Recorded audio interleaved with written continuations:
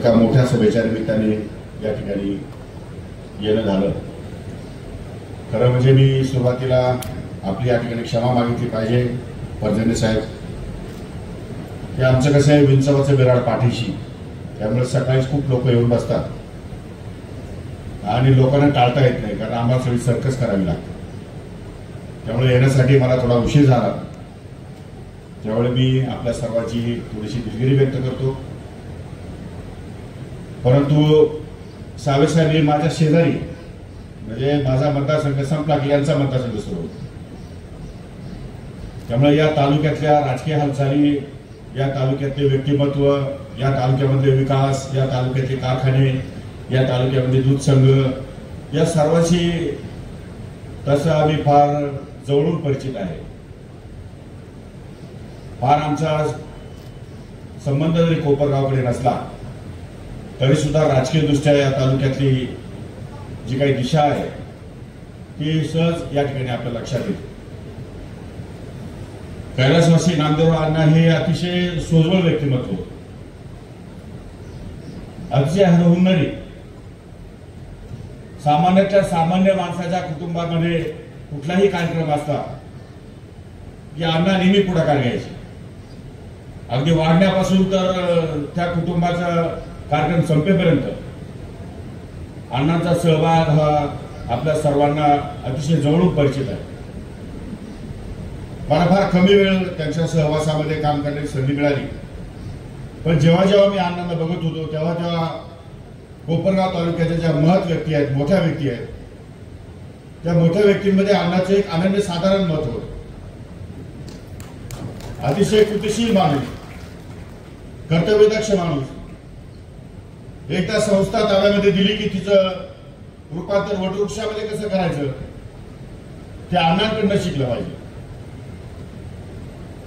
या संघाचं नेतृत्व करत असताना हा संघ आज खूप मोठ्या पदावर या ठिकाणी मोठ्या दर्जाच्या ठिकाणी या ठिकाणी येऊन पोहोचवलेला आहे आणि त्यामध्ये अण्णांचं योगदान फार मोठं होतं। आज सुदैवाने राजेश परजणे नेतृत्व करतायत, त्यांचा वारसा चालवतायत आणि महाराष्ट्रातल्या अनेक संघांमध्ये, महाराष्ट्रातल्या अनेक संस्थांमध्ये ते काम करत असताना एक आगळं वेगळं व्यक्तिमत्व, अण्णांचं रूप त्यांच्यामध्ये या ठिकाणी आम्हाला अनेक वेळा बघायला मिळतं। मागच्याच 7-8 महिन्यापूर्वी महानंदाचे या ठिकाणी विलिनीकरण होत असताना नॅशनल डेअरी डेव्हलपमेंट बोर्ड एनडीडीबीचे चेअरमन आणि मी त्या संचालक मंडळामध्ये होतो, सावेसाहेब महानंदाच्या। मी राजेश परजणे आमचे चेअरमन होते, मी त्यांना आग्रह केला ही संस्था आपल्याला एनडीडीबी मध्ये विलीन करावी लागेल। जोपर्यंत ही संस्था एनडीडीबी मध्ये विलीन होत नाही तोपर्यंत ही संस्था उदयास येणार नाही, नफा या ठिकाणी प्राप्त होणार नाही, चांगल्या प्रकारचे व्यवस्थापन मिळणार नाही आणि शेतकऱ्यांच्या दुधाला योग्य तो भाव मिळणार नाही। आम्ही विखे साहेब मंत्री होते, विखे साहेबांनी पुढाकार घेतला, राधाकृष्ण विखे साहेबांनी, आणि आज एनडीडीबी मध्ये महानंद या ठिकाणी विलीनीकरण केलं।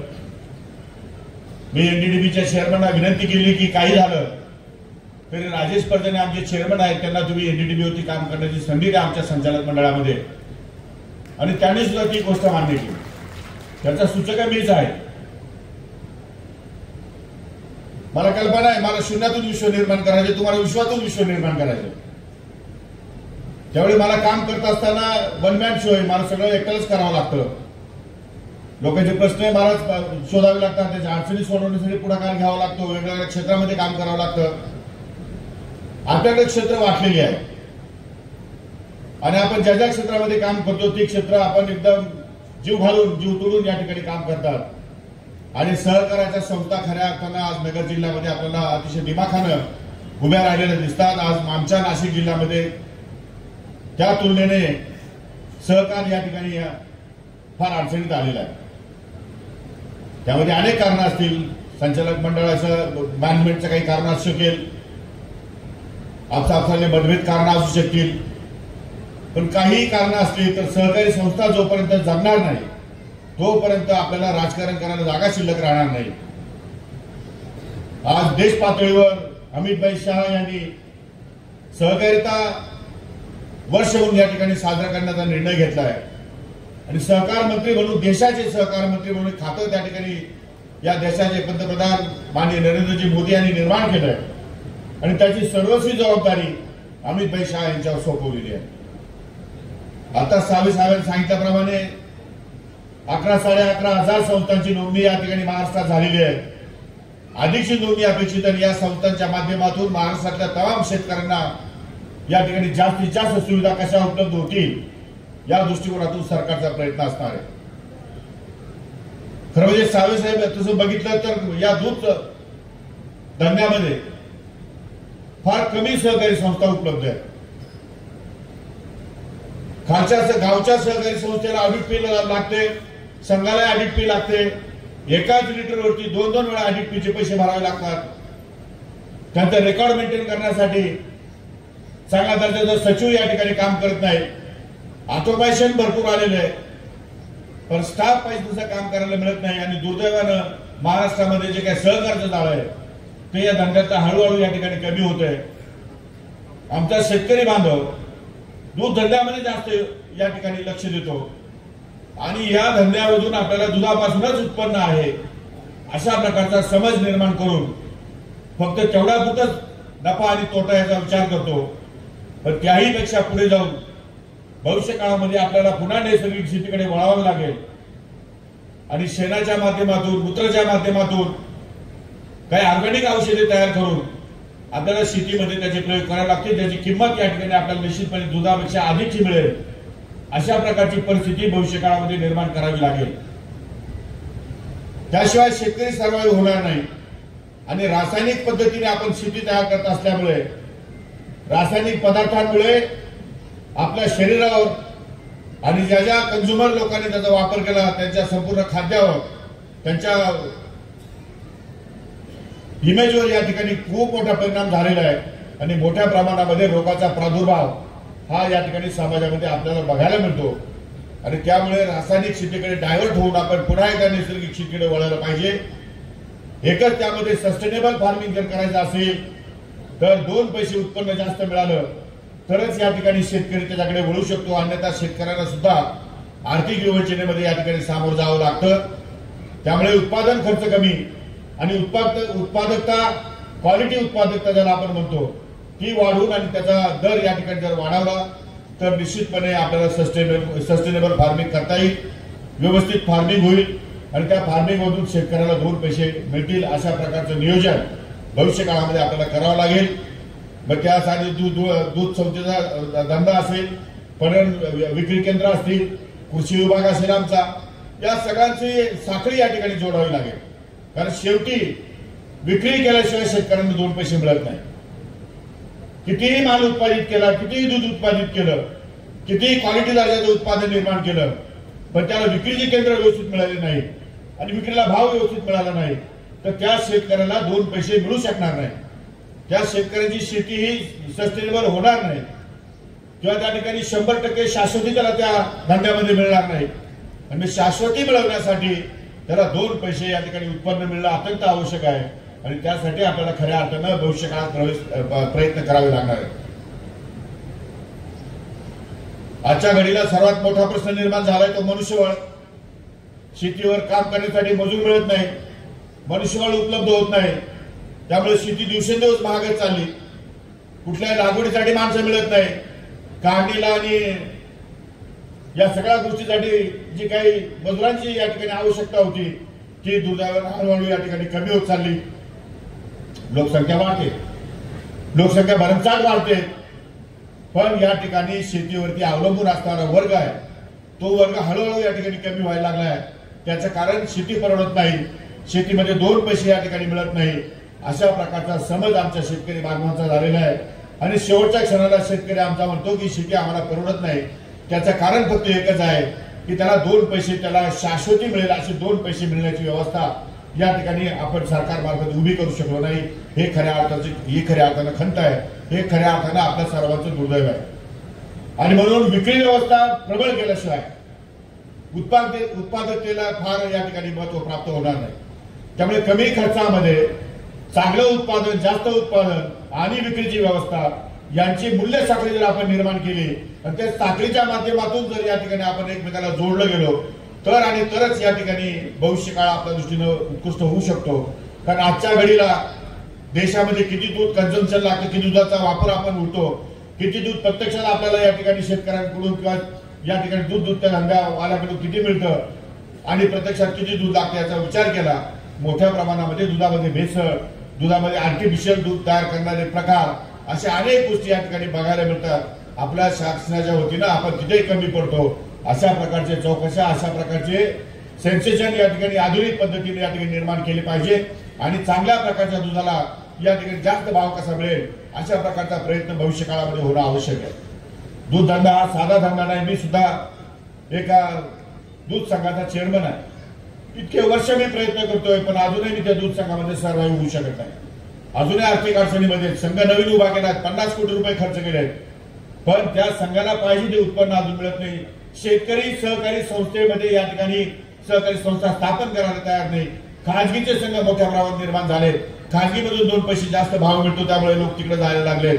यामध्ये गुजरात राज्याचं फार मोठ्या प्रमाणामध्ये अतिक्रमण होतंय। आज तसा विचार केला तर या गुजरात राज्याच्या दूध धंद्यामुळे त्यांच्यामध्ये कोऑपरेटिव्ह धंदा एवढा जोरात आहे की त्यामध्ये आपल्याला महाराष्ट्रामध्ये त्या प्रमाणामध्ये आपण फार कमी आहोत। वास्तविक आपल्याकडे पोटेन्शियल मोठं आहे। मुंबई शहर आहे, आपण एक्सपोर्ट करू शकतो, आपण आयात करण्यामध्ये आपण जास्त या ठिकाणी लक्ष घालतं सरकार, पण निर्यात करता आली पाहिजे, अशा प्रकारचे चांगले प्रॉडक्ट निर्माण करता आले पाहिजे।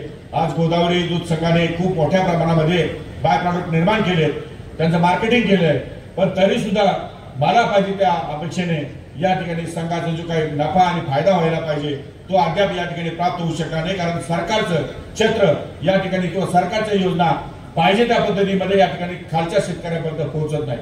त्यामुळे यासाठी भविष्य काळामध्ये आपल्याला खूप प्रयत्न करावे लागतील।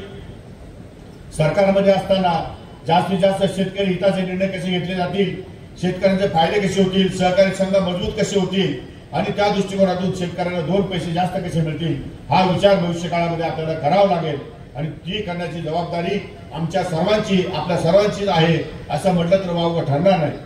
राजेजी परजणे यांनी अन्नाचा वारसा चालवत असताना या दूध संघाला मूर्त स्वरूप प्राप्त केलंय। अनेक वेळा अनेक ठिकाणी सातत्याने ते पुढाकार घेतात, पुढे असतात आणि राधाकृष्ण विखे साहेब माझे मित्र आहेत, माझे नेते आहेत स्वतःचे। ते कधीही या ठिकाणी काही काम सांगितलं तर ते कधी नाही म्हणत नाही। अतिशय अभ्यासू आणि होतकरू असं व्यक्तिमत्व विखे साहेबांच्या माध्यमातून या नगर जिल्ह्याला मिळालेलं आहे।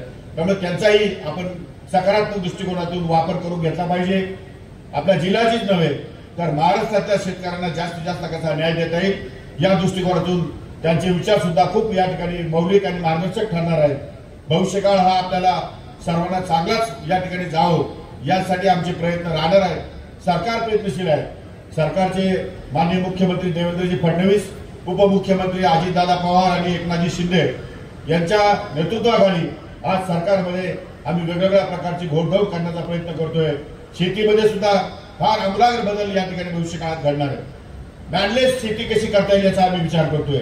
ट्रॅक्टर चालवताना ट्रॅक्टरला एकदा तुमच्या त्या शेताचं मोजमाप दिलं गेलं, 1 एकर असेल, 2 एकर असेल, 2.5 एकर असेल, 5 एकर असेल, ते मोजमाप दिल्यानंतर ते ट्रॅक्टर ऑटोमॅटिक मध्ये एक माणसाने त्या ठिकाणी शेती गेली पाहिजे। तो ऑटोमॅटिक ट्रॅक्टर संपूर्ण या ठिकाणी राऊंड मारून स्प्रेइंग असेल म्हणा किंवा खत टाकण्याची पद्धत असेल म्हणा किंवा सगळ्या गोष्टीमध्ये या ठिकाणी त्याने काम केलं पाहिजे। एवढंच नव्हे तर आपण ऊस उत्पादक शेतकरी आहोत। हार्वेस्टरच्या संदर्भामध्ये मी दिल्लीला या ठिकाणी मीटिंग माननीय नितीन गडकरी समोर घेतली आणि त्यांनी सांगितलं की हार्वेस्टरला आपण अनुदान 30 लाख रुपये देतो। आज हार्वेस्टरची किंमत 1 कोटी आणि काहीतरी 15-20 लाखापर्यंत आहे। तर तुम्ही पण 10-15-5% लोकांकडनं शेतकऱ्यांकडनं घ्या आणि शेतकऱ्यांना हार्वेस्टर या ठिकाणी उपलब्ध करून द्या।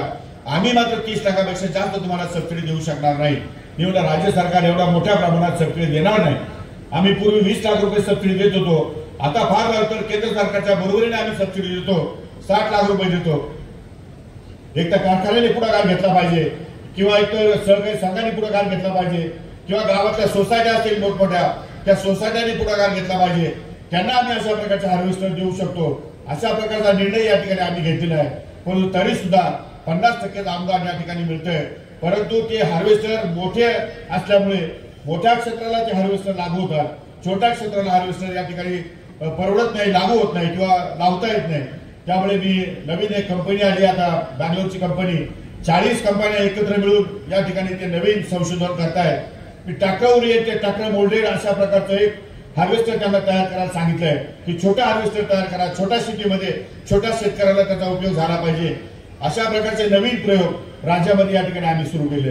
त्यामुळे जेवढं आपल्याला यांत्रिकीकरण करता येईल, जेवढी शेती आपल्याला ऑटोमेशन मध्ये नेता येईल, तेवढा विचार या ठिकाणी राज्य सरकार करणार आहे. आणि मी अनेक वेळा सांगितलंय की सरकारने शेतकऱ्यांच्या शेतामध्ये भांडवली गुंतवणूक सरकारने केली पाहिजे. शेतकऱ्यांना आम्हाला कर्ज घ्यायची गरज नाही पडली पाहिजे, शेतकऱ्यांना कोणाच्या दारात उभं राहण्याची गरज नाही पडली पाहिजे. सरकारने पैसे टाकले पाहिजे, सरकारची जबाबदारी. ड्रिपला पैसे सरकारने दिले पाहिजे, मल्चिंग पेपरला पैसे सरकारने दिले पाहिजे, क्रॉप कव्हरला पैसे सरकारने दिले पाहिजे, गोडाऊनला पैसे सरकारने दिले पाहिजे, त्याप्रमाणे कोल्ड चेनला पैसे सरकारने दिले पाहिजे, ट्रॅक्टरला पैसे सरकारने दिले पाहिजे.